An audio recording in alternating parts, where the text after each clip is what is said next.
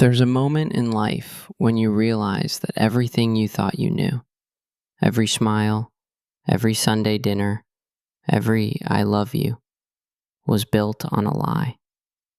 And when that moment comes, it doesn't arrive quietly. It detonates, like a nuclear bomb in the center of your perfectly manicured suburban living room, taking everyone down with it. I'm standing here right now, surrounded by both families. My family, his family, the people who raised us, who celebrated our wedding, who showed up with casseroles when we moved into our starter home. And they're all staring at me, at the white envelope in my trembling hands. The envelope that holds the answer to the question that's been destroying us all for months. Who's the father? My husband Mark is sitting on the couch, his jaw clenched so tight I can see the muscle twitching. His hands are folded between his knees, knuckles white. He won't look at me. He hasn't really looked at me since that night. The night I came home early.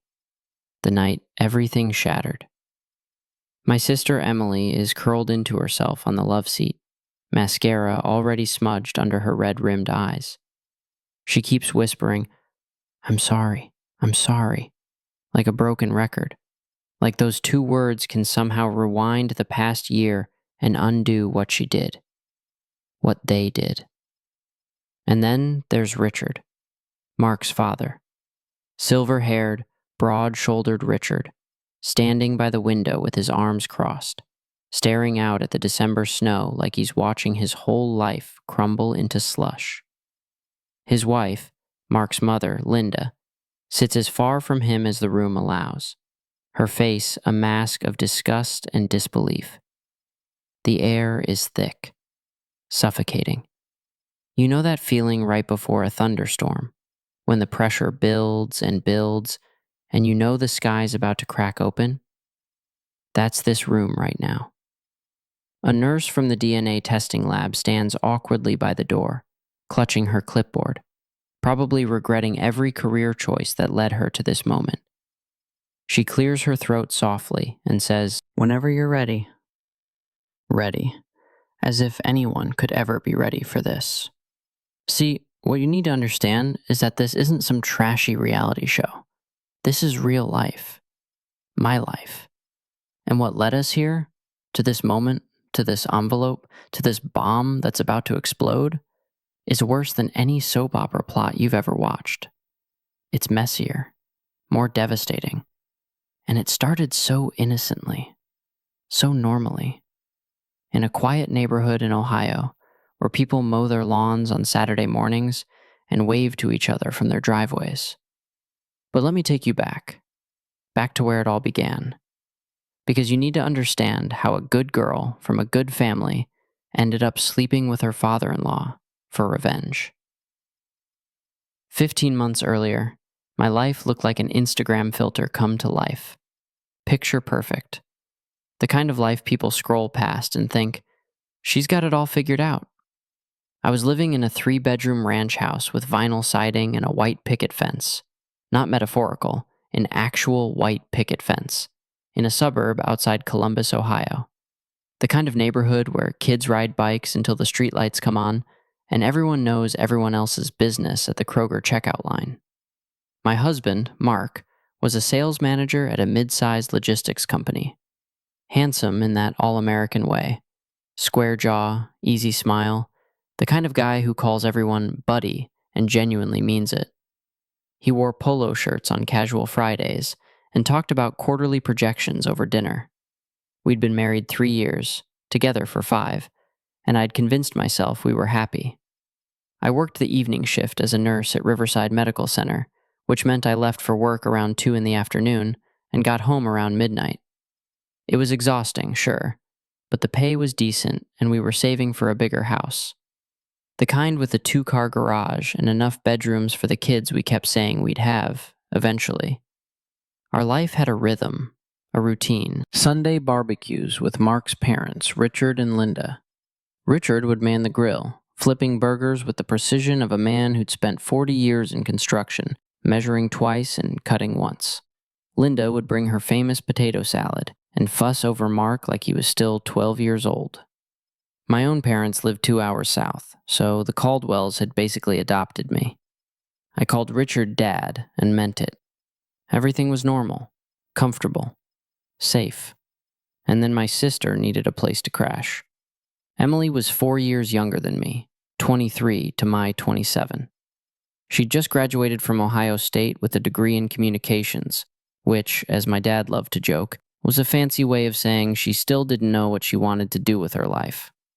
She'd been living with her boyfriend in an apartment near campus, but they broke up right after graduation. Messy breakup. The kind where she showed up at our door at 11 o'clock on a Tuesday night with 3 suitcases and eyes swollen from crying. "It's just for a few months," she promised, standing on our front porch in yoga pants and a university sweatshirt. "Just until I find a job and get my own place. Please?" How do you say no to your baby sister? The same girl you taught to braid her hair, who called you when she got her first period because she was too embarrassed to tell mom, who sent you memes at 3 in the morning because she knew they'd make you laugh during your break at the hospital. You don't. You say yes. You set up the guest bedroom. You tell her it's fine. Family helps family. That's what we do. Mark was great about it too. "The more the merrier," he said, helping Emily carry her boxes inside. "Besides, you girls can keep each other company while I'm traveling for work." See, Mark traveled a lot for his job. 2, sometimes 3 nights a week. Chicago, Indianapolis, Detroit, cities close enough to drive to, but far enough that he'd get a hotel room rather than make the trip twice in one day. I was used to it.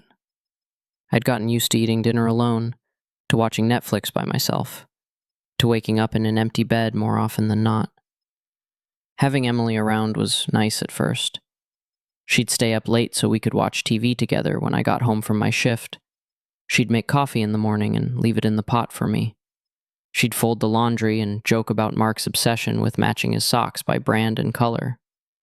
"Your husband is basically a serial killer," she'd laugh, holding up a perfectly organized drawer of athletic socks arranged by height and hue. "Normal people just grab 2 that are close enough." I'd laugh too, because it was funny, because it was harmless, because this was what family was supposed to look like. But then, slowly, things started to shift. Little things. Tiny red flags that I brushed away because acknowledging them felt paranoid. Crazy. Like I was inventing problems where none existed. Emily started sleeping in later and later, which meant she was often still in her pajamas when Mark got home from work. Cute pajamas.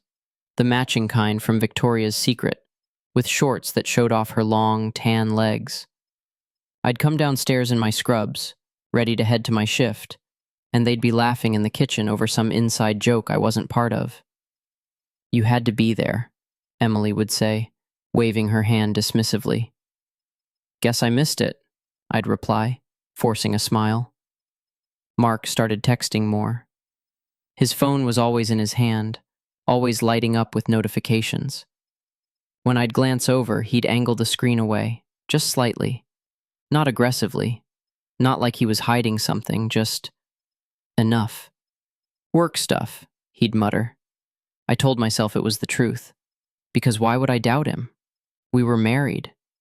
We'd stood in front of God and our families and promised to love each other forever.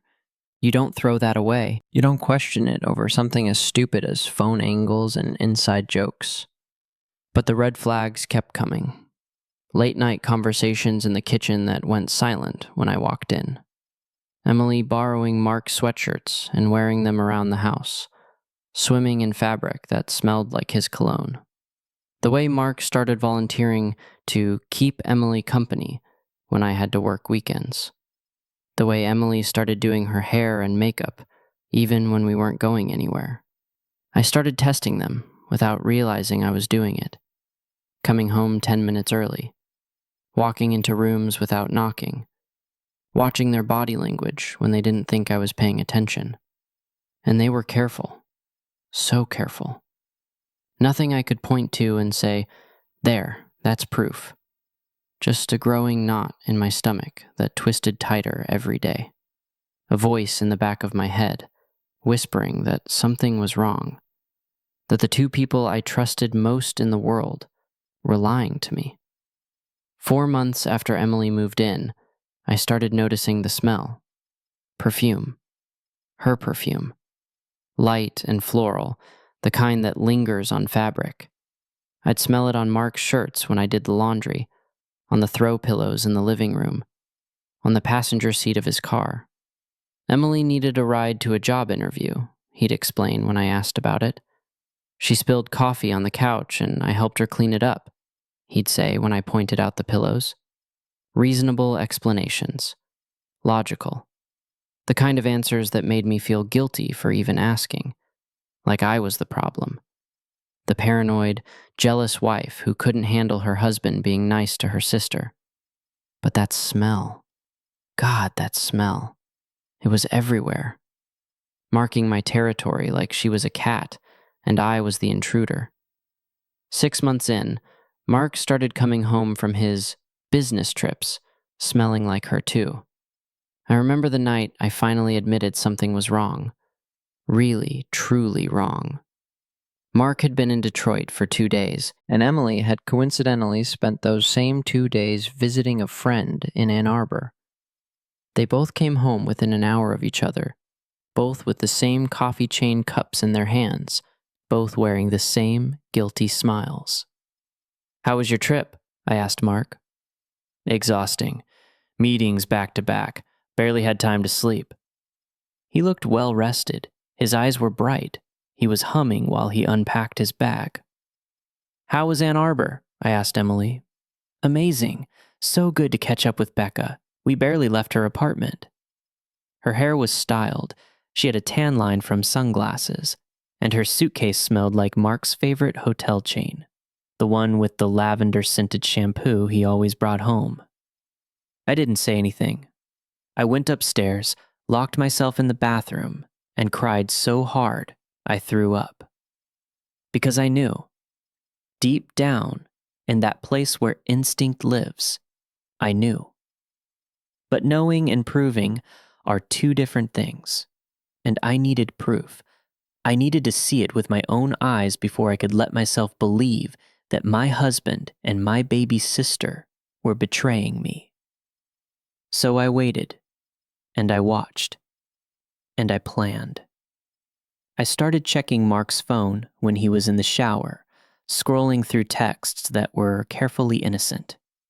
"Can you grab milk on your way home? Did you see the game last night?" Nothing incriminating, nothing I could screenshot and show to a lawyer. I started listening at doors, hovering in hallways, pretending to be asleep when Mark came to bed late, smelling like soap, like he'd just washed something off. I became a spy in my own home, a detective gathering evidence of a crime I desperately didn't want to be real. And then came the Friday night that changed everything. The night the bomb went off for the first time, before I even knew I'd be the one to detonate the second blast. The night I stopped being the clueless wife and became something else entirely. Something dangerous. It was mid-September, one of those Ohio nights where summer's still clinging on but fall's creeping in, bringing storms that roll through with thunder that rattles the windows. I was supposed to work a 12-hour shift, 3 to midnight, but we'd been overstaffed and my supervisor sent me home early. A blessing, I thought. I could surprise Mark. Maybe we'd order takeout and watch a movie. Maybe we'd actually talk instead of passing each other like roommates who happened to share a bed. I texted him that I was coming home, but he didn't respond. His phone was probably on silent. He did that sometimes when he was focused on work emails. I pulled into the driveway at 8:43. I remember the exact time because I glanced at the dashboard clock and thought about how I'd gained back 4 hours of my life. 4 hours I funded could spend being a wife instead of a nurse. The house was lit up, every window glowing warm yellow against the darkening sky. I could hear music playing faintly, something low and bluesy that Mark liked to put on when he was drinking whiskey and feeling philosophical. I smiled. Maybe he was having a guy's night, and I could join in, steal some of his bourbon and tease him about his pretentious music choices.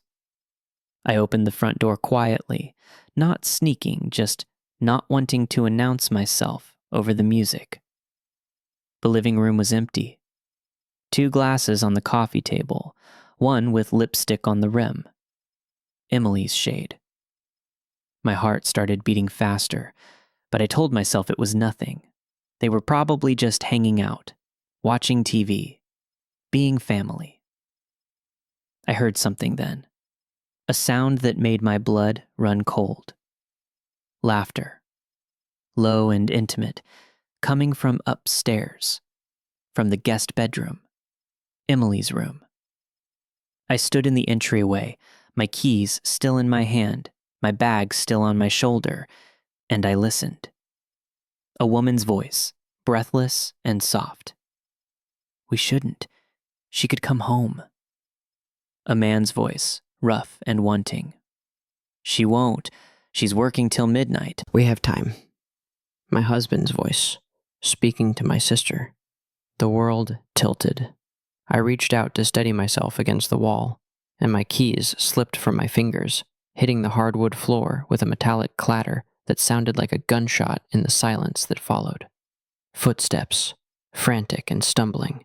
A door opening, closing.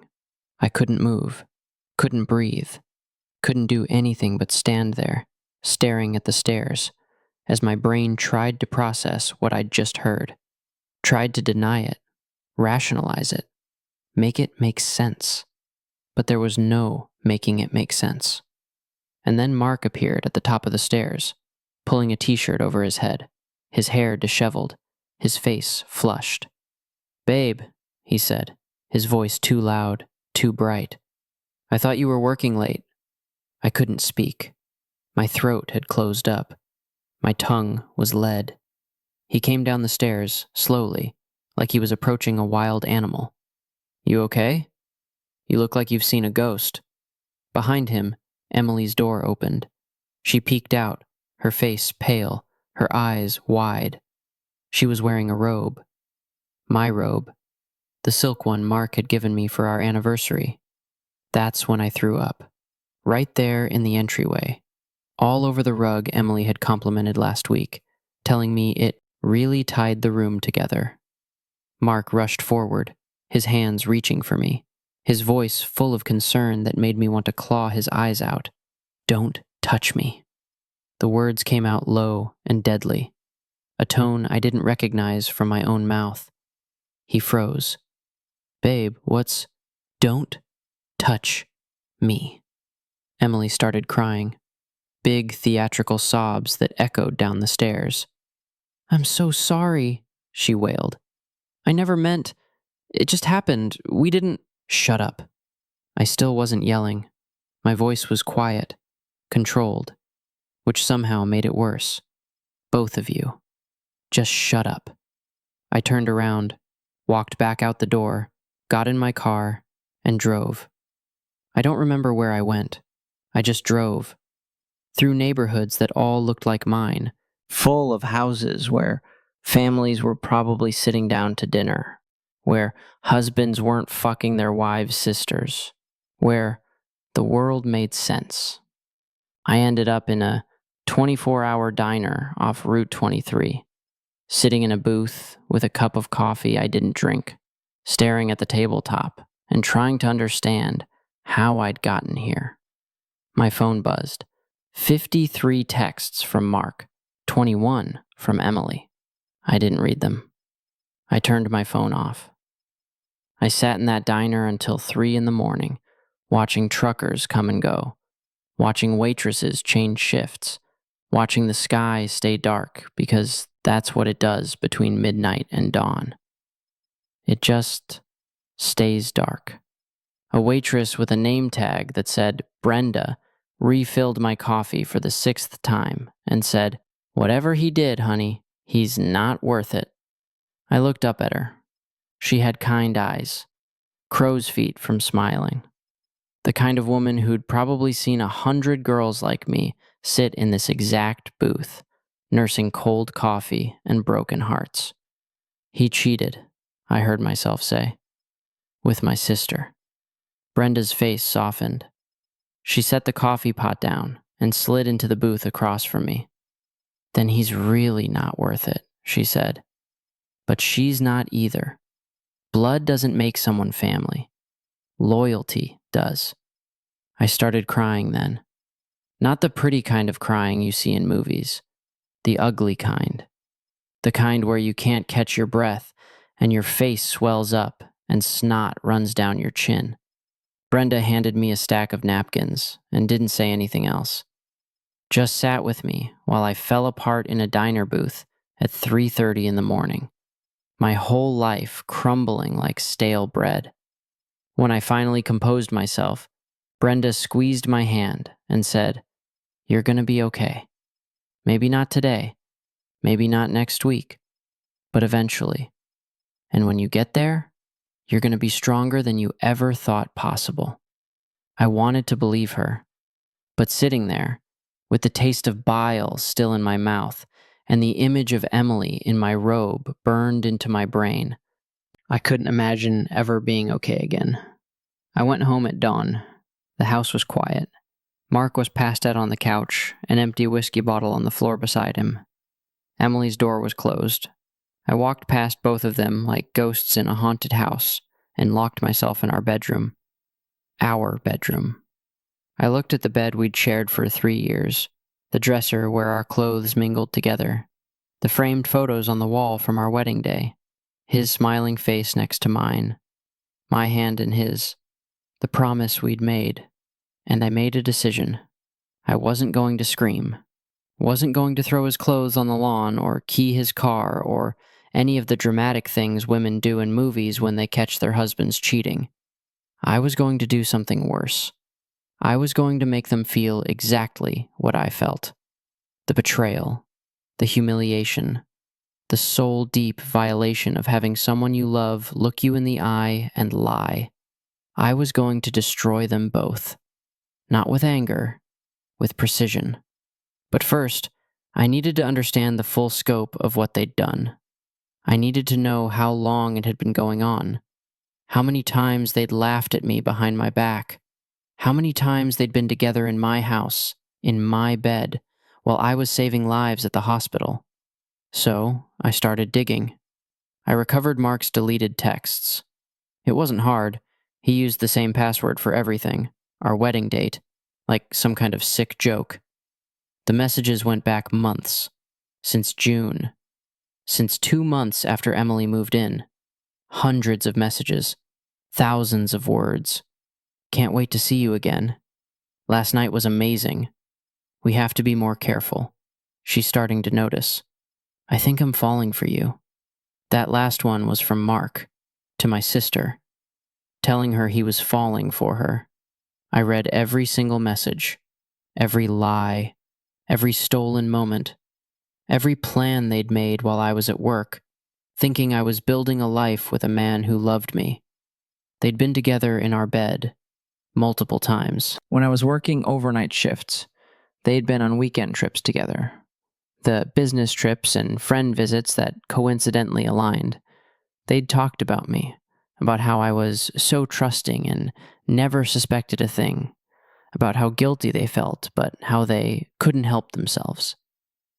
I sat on the bathroom floor with Mark's phone in my hand, reading the evidence of my own stupidity, and I felt something shift inside me. The hurt was still there, raw and burning, but underneath it, something colder began to grow. Rage. Pure, crystalline rage. They wanted to betray me?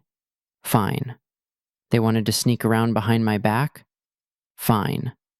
Two could play that game. And I was about to teach them both what real betrayal looked like. Thanksgiving came 6 weeks later. 6 weeks of me pretending I didn't know. 6 weeks of sleeping in the same bed as Mark, eating dinner across from Emily, smiling through the agony like a good wife and a good sister. It was the hardest performance of my life. Every time Mark kissed me goodbye before work, I tasted poison. Every time Emily hugged me and called me her favorite person, I wanted to scream. But I didn't. I played my part because I was waiting for the right moment, the right opportunity. And it walked into my kitchen on Thanksgiving Day in the form of Richard Caldwell. Mark's father had always been good to me, solid, dependable, the kind of man who fixed your leaky faucet without being asked and showed up with his truck when you needed to move furniture. He'd worked construction for 40 years before retiring at 65, and his hands showed it. Calloused and scarred, the hands of a man who'd built things with his own sweat. He was handsome in that rugged, weathered way. Tall and broad-shouldered, with gray hair he kept military short, and blue eyes that crinkled when he smiled. He looked like Sam Elliott in a flannel shirt. His marriage to Linda had been rocky for years. Everyone knew it, but no one talked about it. She'd wanted him to be more ambitious, to move up from crew foreman to project manager, to wear a tie instead of work boots. He'd wanted her to stop comparing him to her brother, the lawyer, and her sister's husband, the doctor. They stayed together because that's what people their age did. You made your bed, you laid in it, even if it was lumpy and cold, and you spent most nights turned away from each other. Richard arrived early to help with the turkey, the way he did every year. Linda hadn't come yet. She was at her sister's, probably complaining about him. I was in the kitchen basting the bird when he came in through the garage door carrying a toolbox. "Heard your garbage disposal's acting up," he said, setting the box on the counter. I hadn't mentioned the garbage disposal to anyone, but that was Richard. He noticed things. Heard the telltale grinding sound it had been making, and decided to fix it before I even asked. "You don't have to do that today," I said. "It's Thanksgiving. Takes 5 minutes." He was already on his knees, opening the cabinet under the sink. Besides, gives me an excuse to avoid Linda's interrogation about why I forgot to pick up the fancy butter she wanted. I smiled despite myself. It felt strange, smiling. I hadn't done it genuinely in weeks. "Mark around?" Richard asked, his voice echoing from inside the cabinet. "He's at the store with Emily, getting last-minute stuff." Richard went quiet. Not the normal quiet of a man focused on a task. A different kind of quiet. He emerged from under the sink, wiping his hands on a rag, and looked at me with an expression I couldn't quite read. "Can I ask you something?" he said. "Sure." "Are you okay? And don't say yes because you think you have to." The question hit me like a physical blow. No one had asked me that. Not once, in 6 weeks of dying inside. My eyes filled with tears before I could stop them. Richard stood up, concern flooding his face. Hey, what's wrong?" "Nothing. I'm fine. Just stressed about dinner." "Bullshit." He said it gently. "I've known you 5 years. I know what fine looks like on you, and this ain't it." I turned away, focusing on the turkey like it was the most important thing in the world. "Talk to me, kiddo." That name. He'd called me that since the day we met, when Mark brought me home for Sunday dinner, and I was so nervous I dropped a casserole dish, and it shattered all over Linda's clean kitchen floor. Richard had laughed, helped me clean it up, and said, "Relax, kiddo. We're not fancy people." And now, that same man was looking at me like he could see straight through the mask I'd been wearing.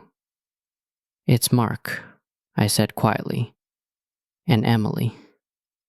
Richard's jaw tightened. "What about them?" "They're..." I couldn't say it. Saying it out loud made it real. "Having an affair," Richard finished. I spun around. "You know?" He looked away, shame crossing his face. "I suspected. Saw them at a restaurant 3 months ago, when Mark was supposed to be in Cleveland for work. They were holding hands. I told myself I was seeing things, that it couldn't be what it looked like. But you didn't say anything. I'm sorry. His voice cracked. I should have. I should have told you right then. But he's my son, and I didn't want to believe he'd do something like that. Didn't want to believe I raised someone who could hurt you this way. We stood there in the kitchen, two people drowning in the same betrayal, and something shifted between us. Does Linda know? I asked. No, and I'd appreciate if we kept it that way. She'd blame you somehow. Say you didn't try hard enough to keep him happy. The bitterness in his voice surprised me. He'd never talked about Linda like that before. Your marriage isn't happy, is it? The words came out before I could stop them. Richard laughed, but there was no humor in it. My marriage is a business arrangement at this point. Has been for 10 years. We stay together because it's easier than splitting everything. Because her family's Catholic and divorce is a sin. Because we're both too tired to start over. I'm sorry. Don't be. I made my choices. He met my eyes. But you haven't made yours yet, and you deserve better than what my son's giving you. Something passed between us in that moment. A recognition. Two broken people standing in a kitchen that smelled like roasted turkey and lies, understanding each other in a way we hadn't before. Why are you really here early? I asked. Because I wanted to make sure you were okay, and because I needed to apologize for not speaking up sooner. It's not your fault. Maybe not, but I still feel like shit about it. The garage door opened. Mark's voice called out, "We're back! They were out of those stupid tiny onions, so I got the big ones." Richard and I stepped apart like we'd been caught doing something wrong, even though we'd just been talking. But the look in his eyes as he turned away told me something had changed. That Richard Caldwell, the man who'd been like a father to me, had just become something else. An ally, a confidant, and eventually, much more than that. Over the next 3 weeks, Richard and I started texting. It started innocently. He'd check in. How are you holding up? I'd respond, one day at a time. Then the texts got longer, more frequent, more personal. He told me about the fights with Linda, about how she'd stopped sleeping in their bedroom, taking the guest room instead, about how she blamed him for Mark's affair, saying he'd set a bad example by never showing affection. I told him about the sleepless nights, about lying next to Mark, knowing where he'd been, about watching Emily float around the house like she hadn't destroyed our family. We started meeting for coffee, then lunch, always at places far from our neighborhood where no one would recognize us. At a Waffle House off I-71, Richard told me he'd confronted Mark. Didn't go well, he said, pushing hash browns around his plate. He denied it at first, then got defensive, said you'd been distant for months, that you worked too much, that Emily actually listened to him. He blamed me. He's an idiot and a coward. He's your son. He's a disappointment. Richard looked up, his blue eyes fierce. I raised him to be a man, to keep his promises, and he's pissing on everything I taught him. I reached across the table and squeezed his hand. Thank you for believing me. He turned his hand over, holding mine. His palm was rough and warm. You deserve someone who sees your worth, he said quietly. We sat like that, hands clasped across a sticky Waffle House table, while the waitress refilled our coffee and truckers argued about football at the counter. It should have felt wrong. He was my father-in-law, 23 years older than me, married. But it didn't feel wrong. It felt like the first honest moment I'd had in months. We started calling each other late at night, when Mark was asleep and Linda was in her separate room and the world was quiet except for our voices.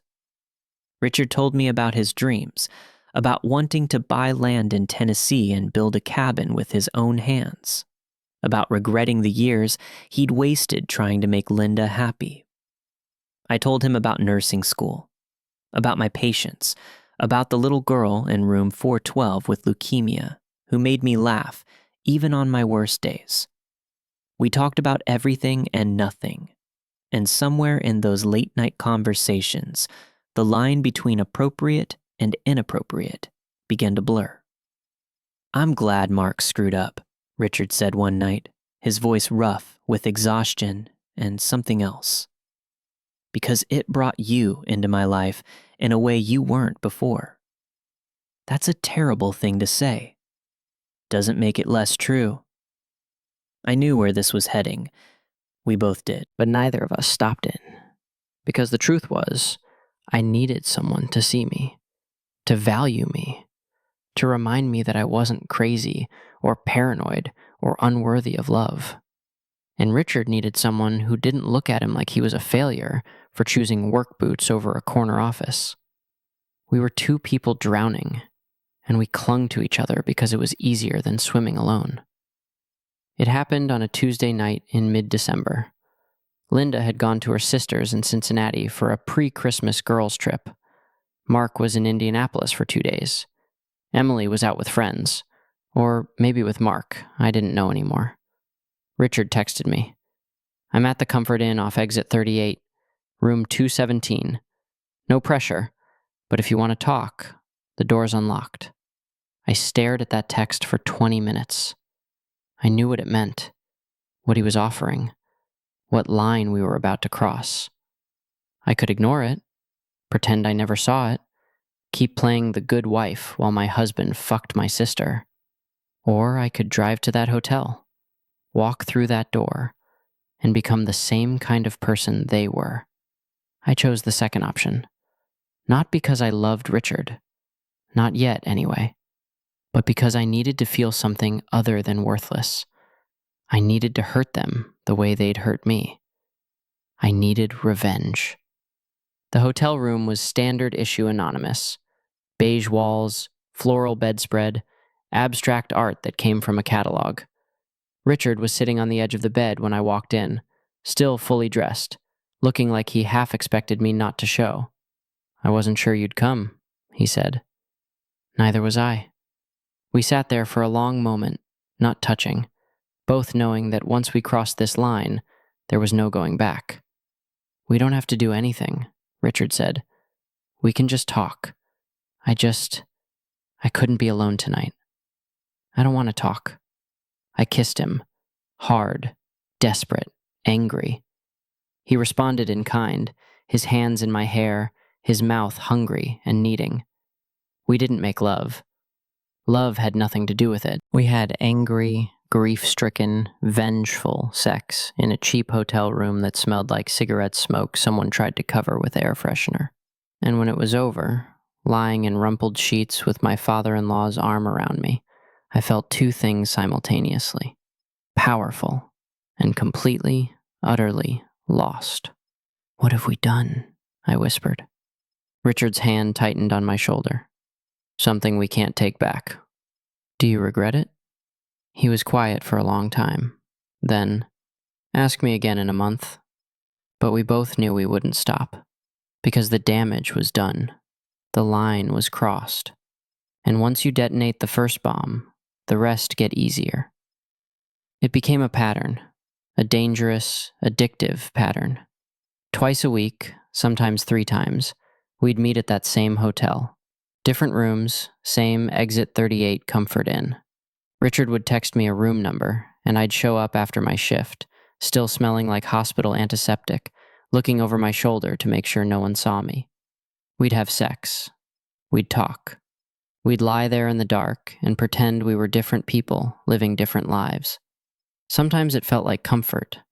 Richard held me while I cried about Mark, listened to me rage about Emily, told me over and over that I deserved better.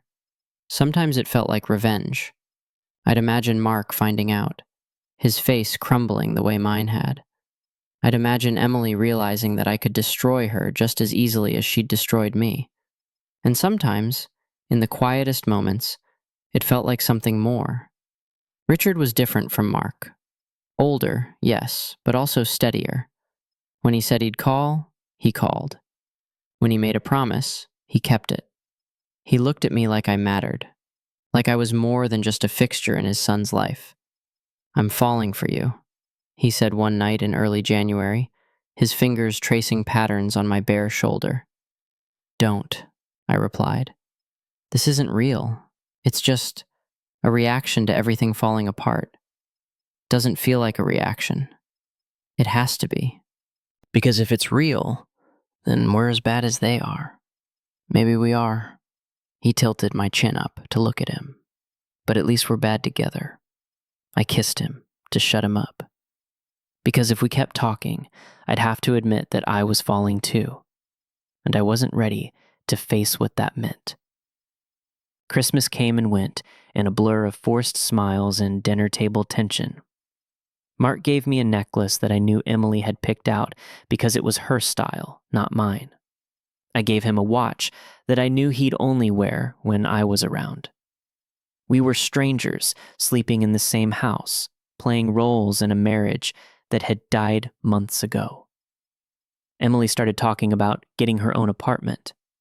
"I don't want to overstay my welcome," she said, not meeting my eyes. "Stay as long as you need," I replied sweetly, knowing that keeping her close was part of the plan. Because by then, I had a bigger problem than my cheating husband and treacherous sister. I was late. At first, I told myself it was stress. Irregular periods were normal when you were emotionally devastated and sleeping 3 hours a night. But a week turned into 2, then 3. I bought a pregnancy test at a Target 30 minutes from home, wearing sunglasses and a baseball cap like I was committing a crime. I locked myself in the bathroom at work during my break, hands shaking as I unwrapped the test. 3 minutes later, 2 pink lines stared up at me, clear as day. Pregnant. I sat on that toilet in that industrial bathroom at Riverside Medical Center, my scrubs bunched around my knees, staring at the positive test, and my first thought wasn't joy or fear. It was, whose is it? Because I'd been with Mark. Not often. Our sex life had dwindled to obligatory encounters once every week or two, but enough. And I'd been with Richard, more often, closer together. I pulled out my phone and checked my period tracking app, scrolling back through dates, trying to do math that my panicking brain couldn't handle. Mark and I had sex on December 8th. Routine, mechanical. He'd finished in 4 minutes and rolled over without saying anything. Richard and I had been together on December 5th, and 10th, and 12th. My last period ended November 27th, which meant I could have ovulated anywhere between December 7th and 14th, which meant the baby could be either one of theirs. 50-50 odds. A coin flip. A biological game of Russian roulette. I started laughing. Hysterical, unhinged laughter that echoed off the bathroom tiles until a coworker knocked on the door and asked if I was okay. "Fine," I called out. "Just a rough patient." I shoved the test in my bag and finished my shift on autopilot, smiling at patients and taking vitals and pretending my world wasn't imploding for the second time in 4 months. When I got home, Mark was asleep. Emily's door was closed. I locked myself in the bathroom again and took 3 more tests, different brands, like one of them might give me a different answer. They all said the same thing. Pregnant. I should have been devastated, horrified, but instead, I felt something cold and calculating settle over me. This could work. This could be the ultimate revenge. If the baby was Richard's, it would destroy Mark, destroy his family, prove that I could betray him just as completely as he'd betrayed me. If the baby was Mark's, I could still use it, could still dangle the possibility that it wasn't, could watch him squirm and doubt and suffer the way I had. Either way, I won. I texted Richard. We need to talk. Tomorrow. He responded immediately. Everything okay? Not even close. We met at our usual place, a diner off Route 23, different from the one I'd cried in months ago, but just as anonymous. Richard slid into the booth across from me, concern written all over his face. What's wrong? I pulled the pregnancy test out of my purse and set it on the table between us. He stared at it, then at me. Then back at the test. Jesus Christ, he breathed. I don't know if it's yours or Mark's. The timing. I shook my head. It could go either way. Richard ran his hand over his face, looking 10 years older than he had 5 minutes ago. What do you want to do? I don't know. I don't know anything right now, except that I'm pregnant. And there's a 50% chance my baby's father is also its grandfather, which is the most fucked up thing I've ever said out loud. We'll figure it out. He reached across the table for my hand, but I pulled away. How? How do we figure this out, Richard? If it's yours, your family implodes. If it's Mark's, I'm stuck co-parenting with a man I can't stand. Either way, I lose. Not if we're together. I laughed bitterly. Together? You're married. Your wife would take you for everything, and Mark would make sure everyone knew what we did. We'd be the scandal of the decade. I don't care. You should, because I'm about to blow up both our lives. What are you going to do? I met his eyes. I'm going to tell the truth. All of it. Mark's affair, ours, the pregnancy, everything. When? Soon. I just need to figure out how. Richard was quiet for a long moment. Then, whatever happens, I'm not running. If that baby's mine, I'm stepping up. I'll do right by you. And if it's Mark's, then I'll still be here, because you're not going through this alone. I wanted to believe him, but I'd believed Mark too once upon a time, and look where that got me. For 2 months, I hid the pregnancy. I wore loose sweatshirts and baggy scrubs. I blamed my nausea on a stomach bug.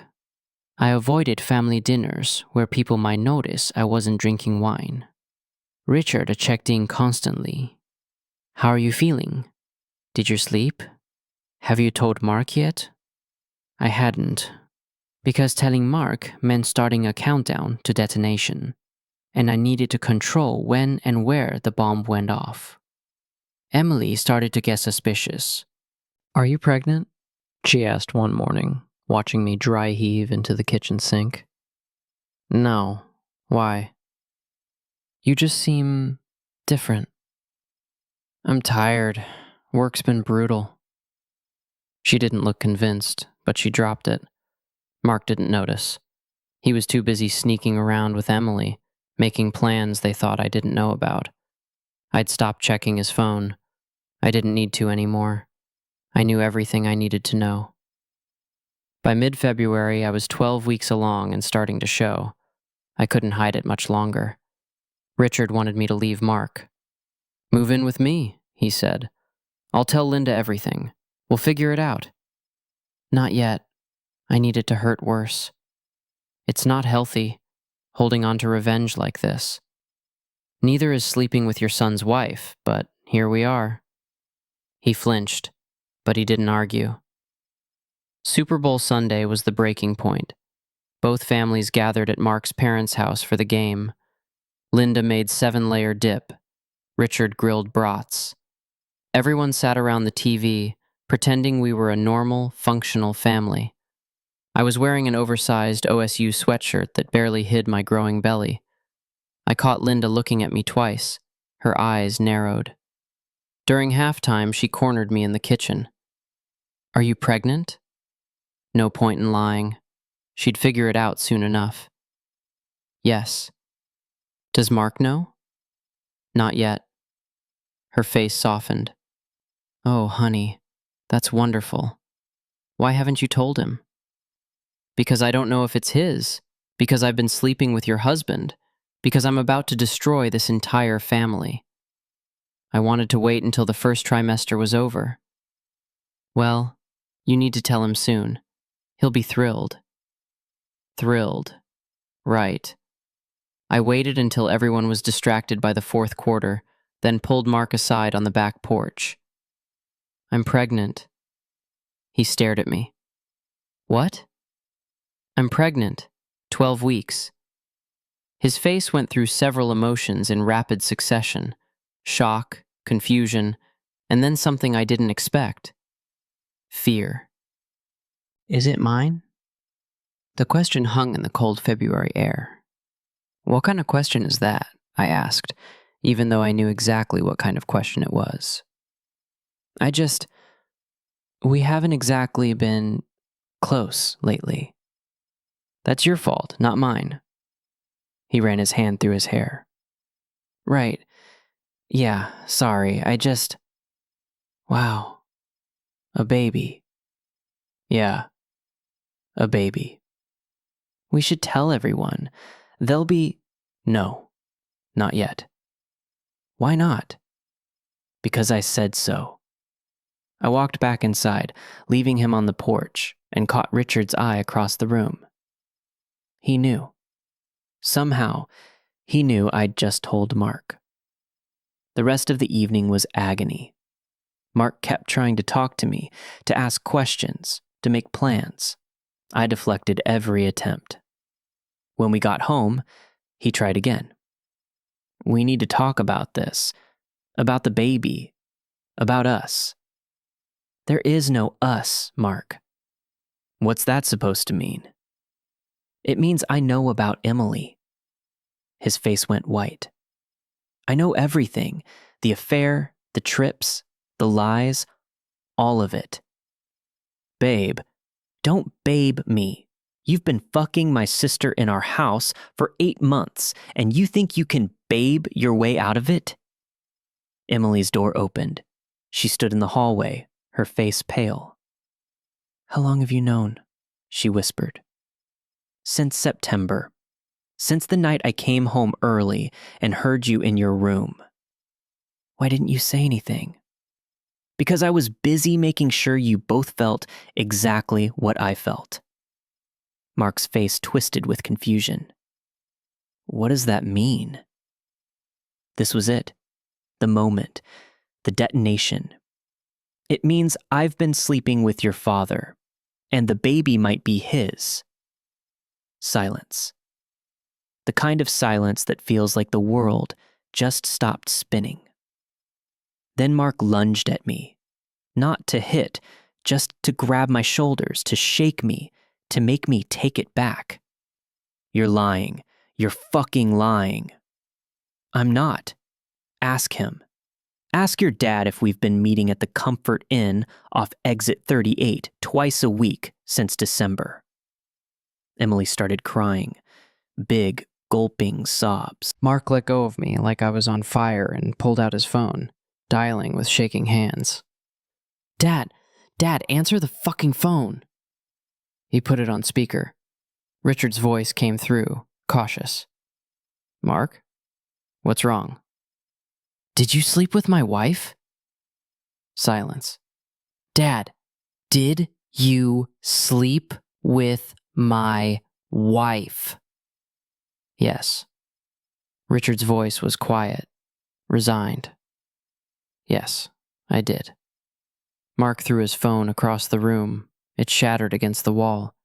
Emily ran to him, trying to hug him, but he shoved her away. Don't fucking touch me. Either of you. He grabbed his keys and left, tires squealing as he peeled out of the driveway. Emily turned to me, mascara streaming down her face. How could you? How could you do that? How could I? I laughed. How could you? You're my sister. You were supposed to love me, protect me. And instead, you fucked my husband in my house while I was at work saving people's lives. I never meant. Get out. What? Get out of my house. Pack your shit and get out. She stood there, crying, waiting for me to soften, to take it back. I didn't. She packed 3 suitcases and left at 1 a.m, calling our mother to pick her up, wailing into the phone about how I'd ruined everything. I sat in the empty house, my hand on my belly, and wondered what the hell I'd just done. The next 24 hours were chaos. Linda called, screaming about how I'd seduced her husband and destroyed her family. My mother called, demanding to know what was going on because Emily showed up in the middle of the night, hysterical. Mark's brothers called. My friends called. Even my supervisor at the hospital called because apparently Mark had shown up there looking for me and security had to escort him out. But the most important call came from Richard. "We need to do a paternity test," he said, "before this gets any worse." It can't get worse. It can, and it will. Linda's talking about lawyers. Mark's talking about suing me. We need to know who the father is so we can figure out what happens next. He was right. Much as I hated it, he was right. I made an appointment at a DNA testing clinic for the following week. Court admissible, official. The kind with paperwork and witnesses and results that couldn't be disputed. Mark refused to speak to me, but agreed through his lawyer because, yes, he'd already hired a lawyer to submit a sample. Richard drove himself. I sat in a sterile clinic room, giving blood while a nurse made small talk about the weather, completely oblivious to the nuclear bomb ticking in that vial. 4 weeks. That's how long it would take to get results. 4 weeks of limbo, of not knowing, of both men texting me, calling me, trying to figure out what their role was. Mark's texts were angry. "If that baby's mine, you're not keeping me from it." Richard's were desperate. "No matter what, I'm here." Emily sent one text. "I hope you're happy. You destroyed everyone." I didn't respond to any of them. Instead, I focused on the baby, on doctor's appointments and prenatal vitamins and trying to imagine a future that didn't involve this mess. But the mess wouldn't go away. It grew, metastasized. Lint filed for divorce. Richard moved into an extended stay hotel. Mark moved in with his brother, refusing to live in the same house where I'd betrayed him. The irony was not lost on me. Emily got an apartment on the other side of Columbus, working at a Starbucks and posting sad quotes on Instagram about forgiveness. And I stayed in our house, my house now. Mark was paying the mortgage through his lawyer, and waited. The DNA results were scheduled to arrive on a Friday in late March, but Richard had a different idea. "We should do this together," he said. "All of us, both families, in one room." That's insane. Maybe, but hiding from each other isn't working. We need to face this head on. Mark, surprisingly, agreed. "I want everyone there when we find out. I want everyone to see what you did." So we set a date, a time, a place. My living room. The same living room where I'd hosted Sunday dinners and watched movies and played board games. The same living room that was about to become a war zone. The day arrived with all the warmth of a funeral. I spent the morning throwing up, morning sickness at 18 weeks, and staring at my reflection, barely recognizing the hollow-eyed woman staring back. My mother called. "Are you sure about this? About having everyone there?" "No, but it's too late now. I'm praying for you, baby." "Thanks, Mom." She paused. "For what it's worth, I understand why you did what you did. It doesn't make it right, but I understand." I started crying. "I don't know who I am anymore. You're my daughter, and you're stronger than you think. You'll survive this." I wasn't so sure. People started arriving at 2:00. Mark came first, his jaw set, his eyes hard. He didn't say a word to me, just sat on the couch and stared at the wall. Richard arrived next, looking like he hadn't slept in days. He tried to catch my eye, but I looked away. Linda came with Mark's 2 brothers and their wives. She sat as far from Richard as possible, her face a mask of righteous fury. Emily came with our mother, both of them red-eyed. Emily wouldn't look at anyone. My father stayed home. "Can't watch this circus," he'd said. "I love you, but I can't watch this." The living room filled with tension so thick you could taste it. Folding chairs borrowed from the church filled every available space. Mark's family on one side, mine on the other, like a wedding in reverse. At exactly 3 o'clock, the doorbell rang. The nurse from the DNA clinic stood on my porch, holding a manila envelope, looking like she deeply regretted her career choices. "I have the results for." "Come in." She stepped inside, took one look at the assembled crowd, and visibly paled. "Perhaps we should do this privately?" "No," Mark said. "Everyone stays." The nurse sat on a folding chair someone vacated, the envelope in her lap, and looked at me. "Are you ready?" "No. God, no." "Yes. Before I open this, I want to make sure you understand that. Just open it." She carefully unsealed the envelope, pulling out a single sheet of paper with numbers and percentages and medical jargon. The room held its breath. "According to the DNA analysis." "Wait." My voice surprised everyone, including me. "Before you read that, I need everyone here to be honest, right now, about what they did." "We don't have time for," Mark started. "We have all the time in the world, because once she reads that paper, everything changes. So before it does, I want the truth. All of it." I turned to Mark. "Tell everyone what you did. You already tell them." He glared at me, then at Emily. Then, quietly, "I had an affair with Emily. For 8 months.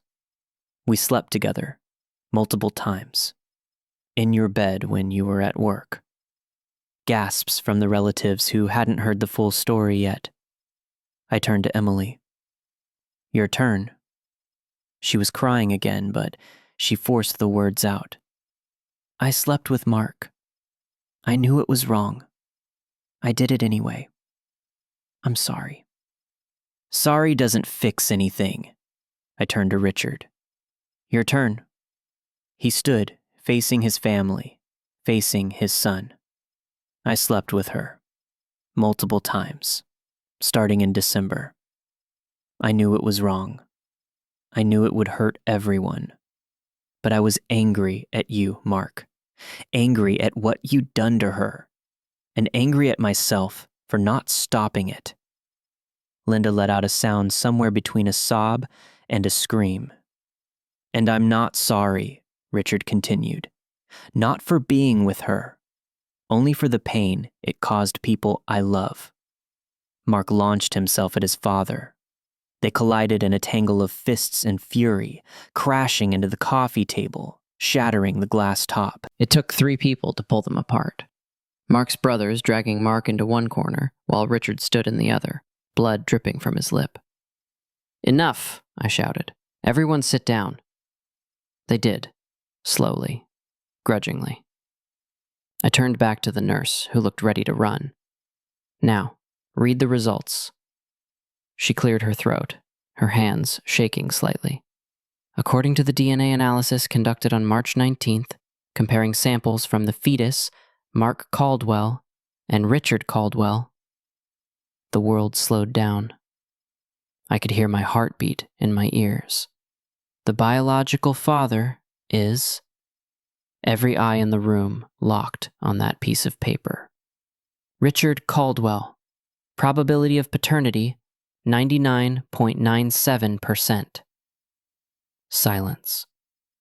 Then Linda screamed, a primal, agonized scream that echoed off the walls. Mark collapsed back onto the couch, his head in his hands. Emily ran for the bathroom. My mother crossed herself and started praying. Richard just stared at me, his eyes filling with tears. I'm going to be a father, he whispered. You're already a father, Mark snarled. You're my father. Or you were. Now I don't know what the fuck you are. I'm sorry, son. Don't call me that. You don't get to call me that anymore. Mark stood, walking toward the door. Where are you going? One of his brothers asked. Anywhere but here. He left, didn't slam the door, just walked out into the cold March afternoon and didn't look back. Emily emerged from the bathroom, pale and shaking. I need to go, she said to no one in particular. My mother stood. I'll take you home. I don't have a home, Emily said, because of her. She pointed at me, her fingers shaking with rage and grief. Because of me? I stood, my voice rising. I didn't do this. You did. You came into my house, ate my food, slept in my guest room, and fucked my husband. You did this. You slept with his father. After you destroyed my marriage. After you took everything from me. We were screaming now, faces inches apart, years of sisterhood disintegrating into ash. I hate you, Emily said. Good, because I hate you too. She left with my mother, both of them crying. The room began to empty. Mark's brothers and their wives filed out, murmuring condolences to Linda, shooting disgusted looks at Richard and me. Soon it was just the three of us, me, Richard, and Linda. Linda stood slowly, walking over to where Richard stood by the window. She slapped him, hard. The sound cracked like a gunshot. I gave you 38 years, she said. And this is how you repay me? Linda, no, I'm done. You can have your little home wrecker and your bastard child. I hope you're happy together. She left. The door didn't slam that time either, just a soft click that somehow felt more final. Richard and I stood in the wreckage of my living room, broken glass, overturned chairs, the ghost of all those screams still hanging in the air. He walked over to me, his hand hovering near my stomach. Can I? I nodded. He placed his palm against the small bump, his eyes closing. I'm going to do right by you, he said. By both of you. I know. Do you love me? The question hung between us, weighted with consequences. I don't know, I answered honestly. I don't know if what we have is love or just shared trauma.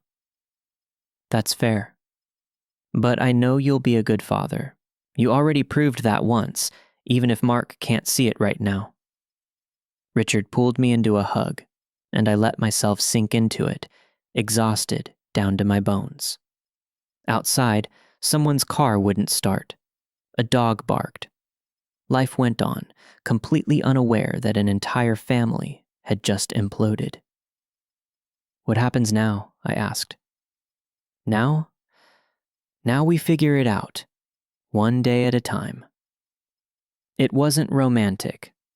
It wasn't a happy ending, but standing there in the ruins of everything I'd destroyed, it was all we had. The aftermath unfolded slowly, like a car accident in reverse. Every action had consequences. Every lie had a price. Mark didn't speak to me for 3 months. Not a word, not a text. All communication went through lawyers, cold, clinical exchanges about property division and divorce proceedings. The divorce was ugly. He tried to claim that my affair constituted abandonment, that I shouldn't get anything from the marriage. My lawyer, a sharp woman named Patricia with zero patience for bullshit, shut that down fast. Your client was having an affair with the plaintiff's sister, she'd said in mediation. In the marital home, in the marital bed. If anyone abandoned this marriage, it was him. We settled. I kept the house and my car. He kept his 401k and the boat he'd bought last summer that I'd never set foot on. The papers were signed in April. A week after my 20th week ultrasound revealed I was having a girl, a daughter, Richard's daughter. Mark found out through his mother, who still spoke to Richard despite the divorce proceedings. He didn't take it well, Richard told me over coffee at our now regular diner. Locked himself in his apartment for 2 days. His brother said he finally came out, but he's not the same. None of us are. Richard's divorce from Linda took longer. She contested everything: the house, the retirement accounts, the truck. She wanted to punish him, and frankly, I couldn't blame her. They finally settled in June. Linda got the house and most of the retirement savings. Richard got his truck and his tools, and a small apartment in a complex full of divorced dads and senior citizens starting over. We didn't move in together. It was too soon, too scandalous. People were already talking. The rumors had spread through the neighborhood like wildfire. The nurse who'd been sleeping with her father-in-law, the home wrecker, the woman who'd destroyed not one but 2 marriages. I heard the whispers at the grocery store, saw the sideways glances at the gas station. One of my neighbors, a woman I'd had over for book club, crossed the street rather than walk past me. I thought about moving, starting over somewhere new where no one knew our story. But running felt like losing, and I'd already lost enough. Emily moved to Cleveland. I heard it from my mother, who maintained a relationship with both of us despite the disaster. She's working at a marketing firm, Mom said over the phone. Has a studio apartment in Tremont. She asks about you sometimes. What do you tell her? That you're doing okay, that the baby's healthy, that you're trying to move forward. Does she ask about Mark? No, I think that's over. Whatever they had, it died that day in your living room. I didn't ask how Mark was doing. Didn't want to know. That chapter was closed. But consequences don't respect closed chapters. Mark's company found out about the affair. Someone from the family, bitter and wanting to hurt him, sent an anonymous email to HR. He wasn't fired, but he was passed over for a promotion he'd been gunning for. His colleagues treated him differently. The golden boy had tarnished. Richard lost friends. Guys he'd worked construction with for decades stopped returning his calls. His daughter, Mark's older sister Karen, stopped speaking to him entirely.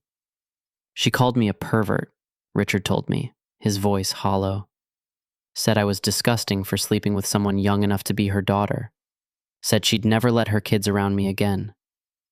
I held his hand across the table, feeling the weight of what we'd done settle over us like a shroud. Maybe we are disgusting, I said. Maybe, but I can't regret you. You should, but I don't. We sat there in that diner booth, 2 people who'd blown up their lives for revenge and grief and something that might have been love or might have just been desperation. The baby arrived in August, a 6-pound, 8-ounce girl with Richard's blue eyes and my dark hair. We named her Claire. No family name, no legacy to carry, just a fresh start. Richard was in the delivery room, holding my hand, crying when they placed her on my chest. She's perfect, he whispered. She's innocent, I replied. She didn't ask for any of this. Mark didn't visit the hospital, didn't send flowers, but 3 weeks later, a package arrived at my door, a handmade wooden rocking horse, the kind Richard used to build when his kids were small. There was no note, but I knew who it was from. Richard cried when he saw it. He's hurting, but he's trying. Do you think he'll ever forgive you? No, but maybe someday he'll understand. The legal complications were endless. Custody agreements, child support. Even though Richard and I weren't together officially, the courts insisted on formal arrangements. Family court judges who shook their heads and muttered about complicated situations. One judge, an older woman with reading glasses on a chain, had looked at us over her bench and said, "I've been doing this for 30 years. I've seen every configuration of family you can imagine. But this is a new one." We became a cautionary tale, the family that destroyed itself. I overheard people talking about us at Target once, not realizing I was in the next aisle. Can you imagine? Sleeping with your father-in-law? What kind of person does that? Well, the husband was cheating with her sister. They're all trash, if you ask me. I'd stood there, frozen, my hand on a pack of diapers, wondering if they were right. Were we all trash? Or just broken people who'd made terrible choices in the worst moments of our lives? I still don't know the answer. Time passed, slowly, painfully, but it passed. Claire grew, started smiling, rolling over. All the milestones that should have been joyful but were tinged with sadness because her family was fractured before she was even born. Richard was a good father. He showed up, changed diapers, did midnight feedings, sang off-key lullabies that made Claire giggle. He was a better father to her than he'd been to Mark, he admitted once.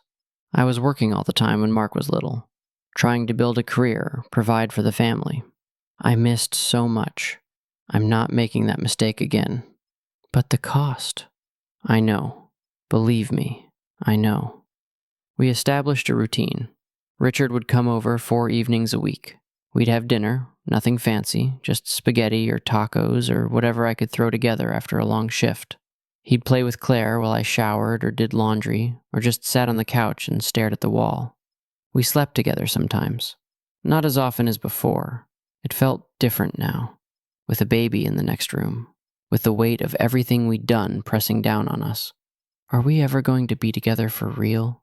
I asked one night, lying in the dark, his arm around me. Do you want that? I don't know. Part of me does. Part of me thinks we're cursed, that we started in sin and will end in it. That's very Catholic for someone who hasn't been to church in a year. My mother's influence. We lay there in silence, listening to Claire's soft breathing through the baby monitor. I love you, Richard said. I know I'm not supposed to. I know it's wrong for 100 reasons. But I do. I think I love you too. But I also resent you sometimes for being part of this mess. That's fair. Is that enough? Love and resentment? It's more than a lot of people have. He wasn't wrong. Mark reached out when Claire was 6 months old. A text. Simple. Brutal. I want to meet her. I stared at that text for an hour before responding. Why? Because she's my sister. Because I want to know her. Because I'm trying to be less angry and more human. We met at a neutral location, a Panera Bread halfway between our places. Mark sat across from me, older somehow, his eyes tired. He looked at Claire in her carrier, her tiny hands waving in the air, oblivious to attention. She looks like Dad, he said. Yeah. Can I hold her? I lifted Claire out and handed her to Mark, watching him cradle her awkwardly, like he'd forgotten how to hold a baby. Hi, Claire, he said softly. I'm Mark. She grabbed his finger and held on, and I watched something crack in Mark's face. I'm sorry, he said, not looking at me, for what I did with Emily. I don't expect you to forgive me. I needed to say it. I'm sorry too, for what I did with Richard, for using you to hurt you. We're both terrible people. Yeah, we are. We sat there, 2 awful people sharing coffee and custody of innocence we'd both lost. Does Emily know about her? Mark asked. My mother told her. She sent a gift, a stuffed animal, no note. Do you miss her? Every day, but I don't know how to forgive her. I don't know how to forgive anyone, including myself. We made a plan. Mark would come by once a month. Not for me, not for Richard, for Claire.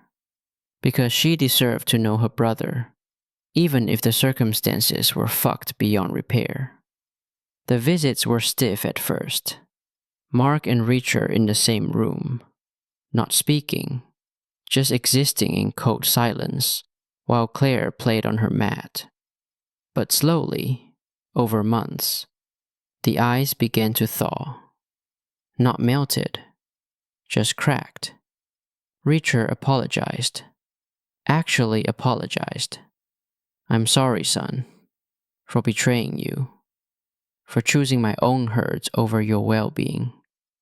You deserved better from me. Mark didn't respond for a long time. Then, I deserved better from me too. It wasn't forgiveness, but it was a start. Claire's first birthday came on an August afternoon that felt like a fever dream. We had a small party.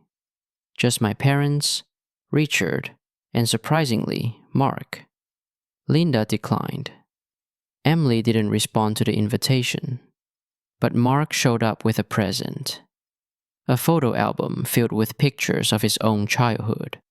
Of Richard teaching him to ride a bike and swing a hammer. For Claire, he said, so she knows where she comes from. I cried, Richard cried. Even my stoic father got misty-eyed. Claire, oblivious to the emotional weight of the day, smashed cake into her face and laughed. And for a moment, we all laughed too.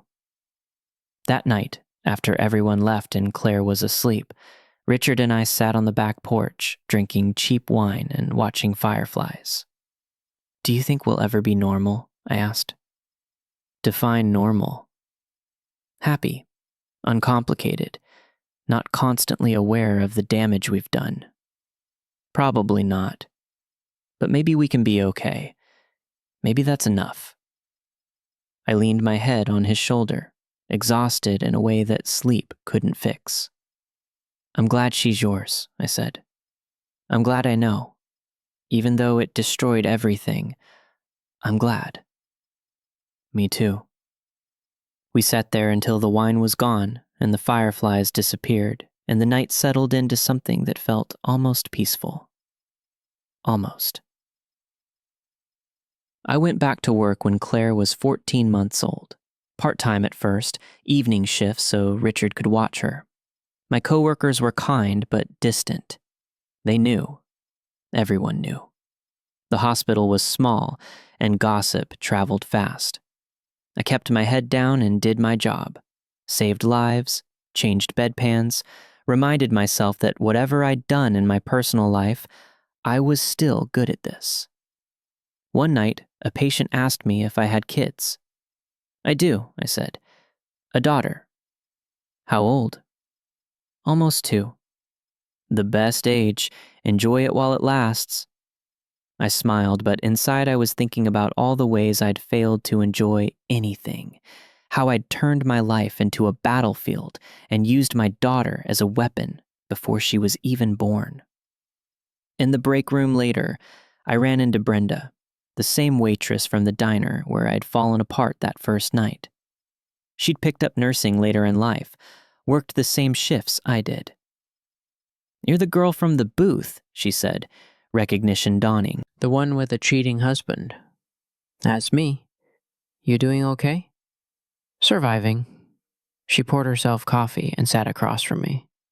I told you that night you'd be stronger. Was I right? I thought about it. About everything I'd survived. Everything I'd destroyed and rebuilt. I'm not sure stronger is the right word. Maybe just harder. Harder works too. You said blood doesn't make family. I think about that a lot. Do you still talk to your sister? No. I don't know if I ever will. Brenda nodded. Some bridges burn and stay burned. That's okay. You don't owe anyone forgiveness just because you share DNA. Even if I miss her? Especially then. Missing someone doesn't mean they're good for you.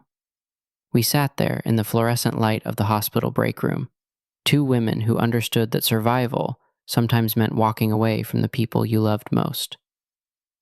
Claire started daycare at 2.5. The application asked for both parents' names. I wrote mine. Hesitated. Then wrote Richard's. Under relationship to child, I wrote father. Under emergency contacts, I listed Richard first, then my mother, then, After a long pause, Mark. The daycare director glanced at the form, her eyebrows rising slightly. This is an unusual situation. You have no idea.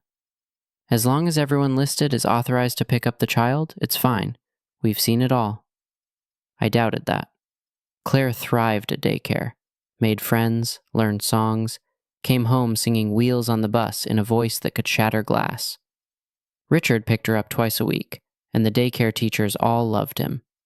Such a devered grandfather, one said to me. He's her father, I corrected. The teacher's face went through a series of interesting expressions before landing on forced neutrality. Of course, I apologize. These moments happened regularly. People assuming Richard was Claire's grandfather.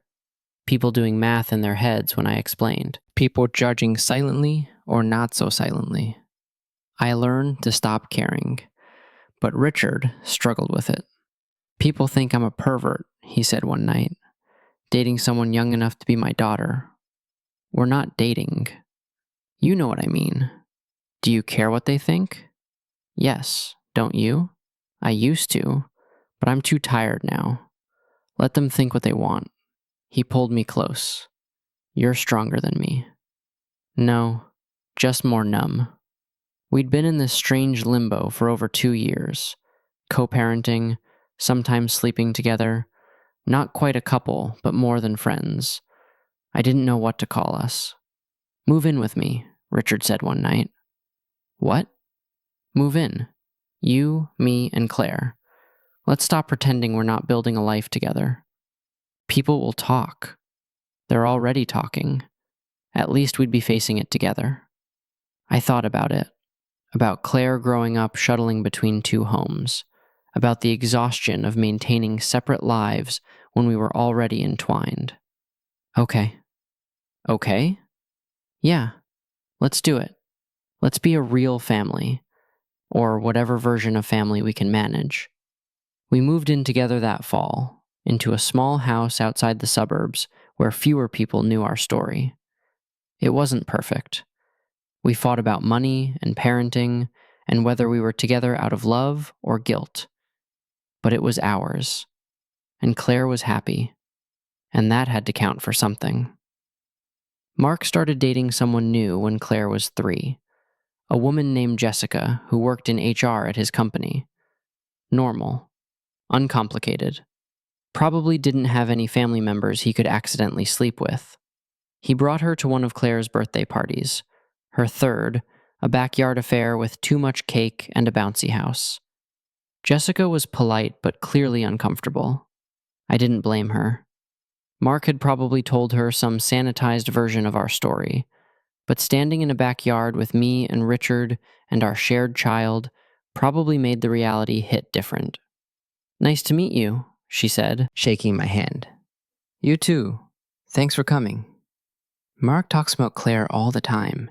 He really loves her.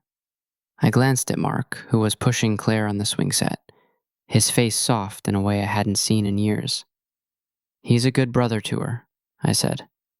I'm grateful for that. Emily didn't come to the party, hadn't come to any of them, but my mother said she was doing well, promoted at her job, living with a boyfriend in Cleveland, finally moved on. I wondered if she thought about us, about that night, about everything we'd lost. I wondered if she missed me the way I sometimes missed her, in the quiet moments between waking and sleeping, when your brain hasn't remembered to be angry yet. But I didn't reach out, and she didn't either. Some bridges stay burned. Therapy came later than it should have. I resisted for a long time, convinced I could process everything on my own. I couldn't. The nightmares started when Claire turned 4. Dreams where I walked into rooms and everyone was laughing at me. Dreams where Claire grew up and asked why her family was broken and I had no answer. Dreams where I was back in that living room, holding the envelope, detonating the bomb over and over. Richard found me crying in the bathroom at 2 a.m. You need to talk to someone, he said gently. I'm fine. You're not. Neither am I. We need help. We started couples counseling first, then individual therapy for both of us. My therapist, a woman named Dr. Chen, didn't judge. She just listened as I unspooled the whole ugly story. "Do you regret it?" she asked. "Sleeping with Richard?" "Sometimes, when I think about what it cost." "And other times?" "Other times I think it was the only way I could survive, that I needed to hurt them to feel anything other than broken." "Do you think you were trying to hurt them or yourself?" I didn't have an answer. We worked on it, week after week, unpacking trauma and betrayal and the complicated reality that people can be both victims and perpetrators. "You were hurt, and you hurt others in return," Dr. Chen said. "That doesn't make you a monster. It makes you human." "But I used a baby as revenge. I brought Claire into this mess before she had a choice." "You didn't get pregnant on purpose." "But I didn't stop it either. I didn't take precautions. Part of me wanted it to happen, so I'd have the ultimate weapon. And now? Now I have a daughter I love more than anything. And I don't know how to reconcile that love with the circumstances of how she came to be." Dr. Chen leaned forward. "Claire exists because of difficult circumstances, but she's not defined by them. She's her own person, and you get to choose every day what kind of mother you'll be to her." That hit harder than anything else she'd said. I got to choose. Despite everything, I had agency. I had the ability to do better. So I tried. Claire started kindergarten. She made friends who invited her to birthday parties where I'd see other mothers, normal mothers with normal families, and I'd feel the gap between us like a physical thing. But I showed up, brought cupcakes for classroom parties, volunteered for field trips, did all the things normal mothers did, even if I didn't feel normal doing them. One day, Claire came home with a family tree project. "We're supposed to draw our family," she said, dumping crayons on the kitchen table. Richard and I exchanged a glance. "What do you want to put?" I asked carefully. Claire drew without hesitation. A stick figure labeled "me" in the center. Another labeled "mommy." Another labeled "daddy." And off to the side, one labeled "Mark." "Who's Mark?" I asked, even though I knew. "My brother. He brings me candy." No mention of Linda. No mention of Emily. Just the four of us who showed up consistently. "Is that okay?" Claire asked, looking up with Richard's blue eyes. "It's perfect," I said, kissing her forehead. She turned it in, and I waited for the teacher to call with questions. But she didn't. Maybe she'd seen weirder family trees. Or maybe she'd Googled us and decided not to touch it. Either way, Claire was happy, and that was all that mattered. Mark got engaged on Claire's 5th birthday. He told us at the party, Jessica's ring catching the light as she helped blow up balloons. "Congratulations," I said, meaning it. "Thanks. Wedding's next June. We'd like Claire to be the flower girl, if that's okay." I looked at Richard, who nodded. "We'd love that." Mark's face relaxed. "And I know this is weird, but I'd like you both to be there. Not in the wedding party or anything, just there."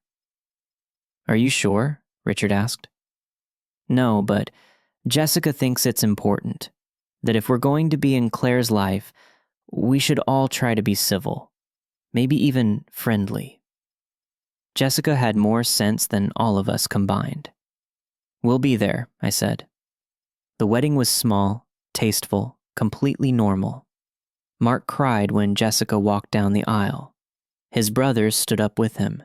Karen, his sister, came with her family, but she still wouldn't speak to Richard. We sat in the back, Richard's hand in mine, watching his son start over. Claire scattered petals with more enthusiasm than accuracy, and everyone laughed. At the reception, Linda approached us. I braced for confrontation, but she just looked tired. She's beautiful, Linda said, nodding at Claire, who was twirling in her fancy dress. Thank you. I'm not ready to forgive, but I'm trying to stop being angry.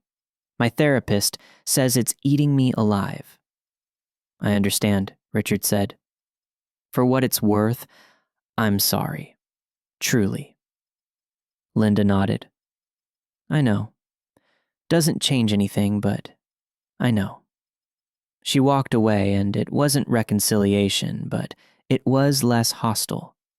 Baby steps towards something resembling peace. Emily reached out when Claire was 6. An email, not a text. I heard Mark's getting married. That Claire was in the wedding. I saw pictures on Mom's Facebook. She's beautiful. I'm sorry I've missed so much. I understand if you don't want to respond. But I miss you. I miss my sister. What I did was unforgivable. But I hope someday you can forgive me anyway. Love, Emily. I read it 100 times. Showed it to Richard, to Dr. Chen, to my mother, who cried and said she'd been praying for this. It took me 3 weeks to respond. I miss you too, but I'm not ready yet. Maybe someday. I hope you're happy. Take care. Your sister. It wasn't much, but it was something. A door opened a crack. Not wide enough to walk through, but enough to let light in. Claire is 7 now. She plays soccer and hates vegetables and asks a million questions about everything. She knows her family is different. She's starting to notice that other kids have different setups. Why don't I have a grandpa? She asked recently. You do. Daddy is just younger than most grandpas were when they became dads. But why? Because life is complicated, sweetie. And families come in all shapes. Did you love Daddy when I was born? Richard and I looked at each other over her head. I cared about him very much, I said carefully. And I love him now. Do you love Mommy?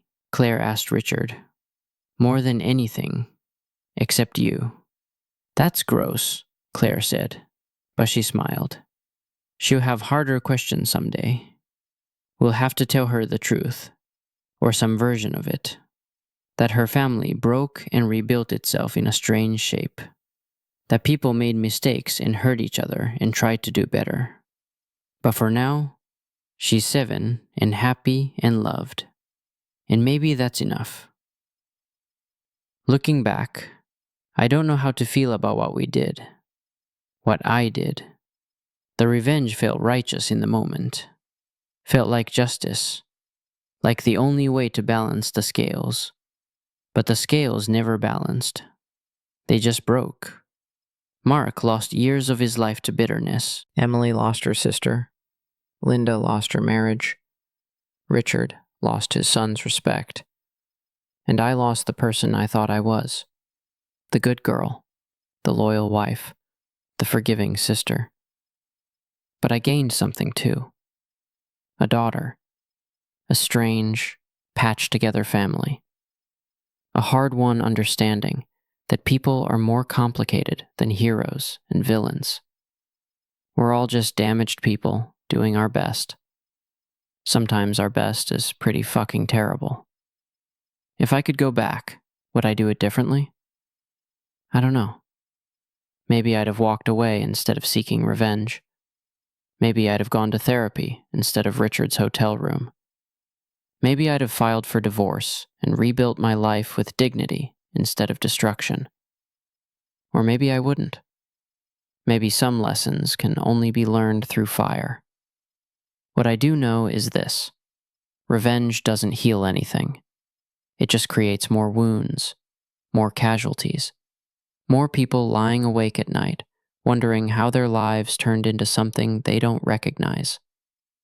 But I also know that survival sometimes looks like ugly choices, that there's no rule book for navigating betrayal, that sometimes you do the wrong thing for understandable reasons, and you spend the rest of your life trying to make it right. I'm still trying. We're all still trying.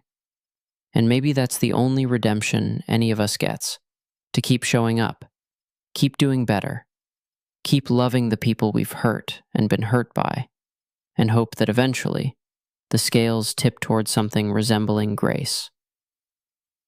So, what do you think about this story? Was the revenge justified, or did everyone just make everything worse? I want to hear your take on it. Drop your thoughts in the comments below, and let us know what state you're watching from, because I'm willing to bet this kind of drama isn't unique to Ohio. And if this story hit you hard, if it made you think about the cost of revenge and the messy reality of family and forgiveness, hit that like button and share it with someone who needs to hear it. Someone who's going through their own version of this chaos and needs to know they're not alone. Thanks for listening. And remember, the choices you make when you're angry last a lot longer than the anger itself.